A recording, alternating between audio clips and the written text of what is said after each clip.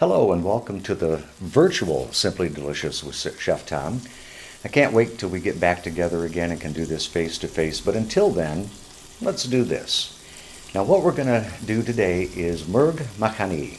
It's a Indian dish developed back in 1947 by the chef owner of the Mati Mahal restaurant in India. The traditional recipe, or at least the way I learned how to make it, is kind of a long drawn-out process. You have to cut up raw chicken, marinate it overnight in a mixture of yogurt and lemon juice. And so for this class, because we try to simplify things here, I was looking for a way to make it a little bit easier, simplify it. Now what I'm doing here is adding the spices, the garlic, lemon juice, fresh ginger that's been grated. The spices are turmeric, cayenne pepper, a little ground cumin, and garam masala. Now, garam masala is a spice mix. Masala means spices. Garam means hot. But that is kind of a misnomer because it's not hot spicy. It's hot in the way that it will warm up your palate. Now, I know what you may be thinking. Tom, I have got so many spices in my spice cupboard, I can't afford to put one more in there, it won't fit. Well, there's good news. You probably have all the spices in your cupboard right now that you'll need to make your own garam masala. It is simply a mixture of cumin, cayenne, coriander, cloves, cinnamon, black pepper, nutmeg, and I think that's it. The recipes for that is also on the recipe that you can download. You probably have all those in your cupboard, so make up your own garam masala without going out to buy it. Basically what this is a creamy tomato gravy or sauce. And like I said, I was trying to think of a simplified version of it so that I didn't have to marinate the chicken in yogurt and lemon juice overnight and mess with raw chicken and just make it easier for you. And when I made my test batch, I didn't obviously include the marinade, so there was no yogurt or lemon juice in it.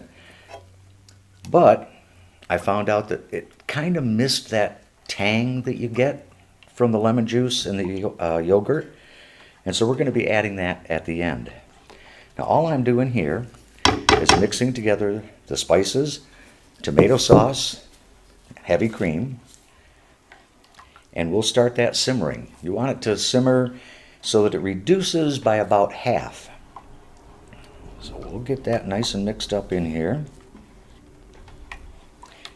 And then we'll start on our side dish, lemon rice. Now like I said, we want to get this simmering because you want to reduce this sauce by about half. And while that is doing its thing, we're going to move over here and do the rice. Now what I've got here, I've got 1 cup of water that is come to a boil, and jasmine rice, 1 cup, that has been rinsed. Now the reason you want to rinse your rice, it has a starchy coating on the outside. And to get nice and fluffy rice, you got to rinse that off. So simply run that under cool water in a sieve, kind of swishing it around with your hands, and get as much of that starch off there as possible. Get it till the water's running almost clear. Now, like I said, we had a cup of water in there. We're adding our lemon juice and zest, salt, and parsley. This is very similar to a rice dish we'd done earlier, orange rice. But where the orange rice is more of a sweet undertone, this is a very bright, refreshing undertone. And you want that because the earthiness of the warming spices that you've got in here needs something to counteract it. Now, as I mentioned, when I did my test batch, it kind of missed that tang of the yogurt and lemon juice. But if I were to put the yogurt in right now while we're simmering this to reduce it, yogurt has a tendency to curdle. that does not make for a very good creamy sauce. One of the things that I found out while I was doing a little research on the history of this dish, other than the fact that it was created back in 1947, I found out that this recipe, the shortcut version, is a lot closer to the original recipe than what is or has become more traditional. Originally, this was developed to use up leftover chicken. A good way to heat it up without drying it out is put it in a sauce. It moistens it, easy peasy. But as the popularity of the dish grew, there wasn't always leftover chicken.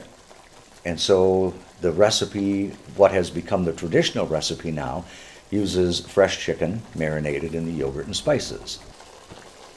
All right, now as you can see, our sauce got a nice simmer going on it. We've reduced it by half. And like I said, if I added that yogurt at the beginning, well, it probably would have curdled. Same thing would happen if we just added the yogurt into this right now. It's way too hot, it would curdle. So what we're going to do is temper the yogurt, kind of like you temper an egg. Take some of the hot liquid, slowly add it to the yogurt to warm this mixture up a little bit without curdling it.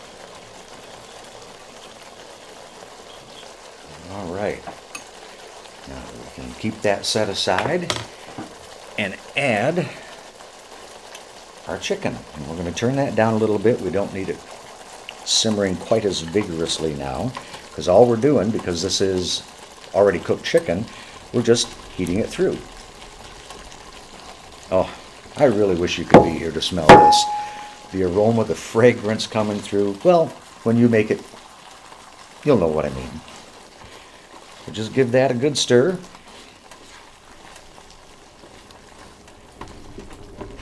And then as soon as that chicken heats through, we're ready to go.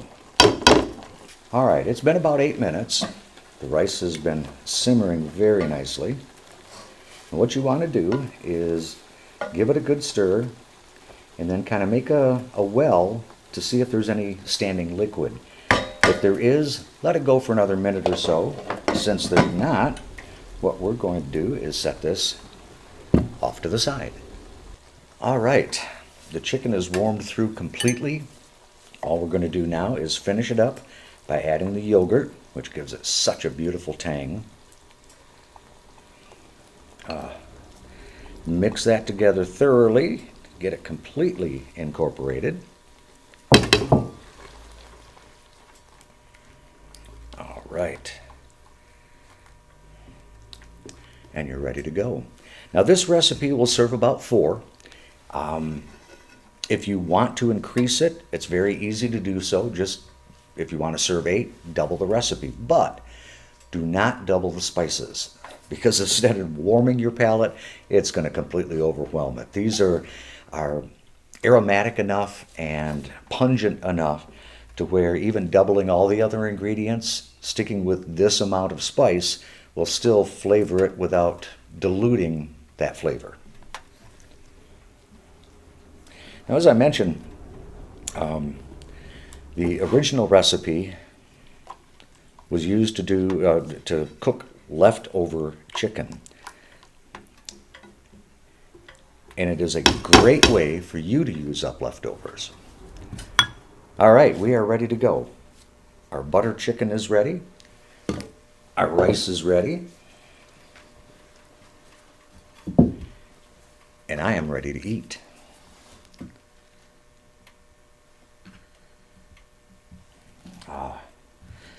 Again, I wish you could be here to smell this. This rice is just so fragrant.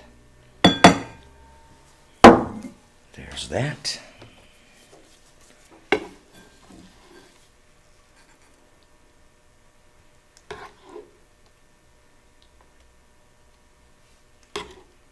Oh, there we go. Murgh Makhani, better known as butter chicken.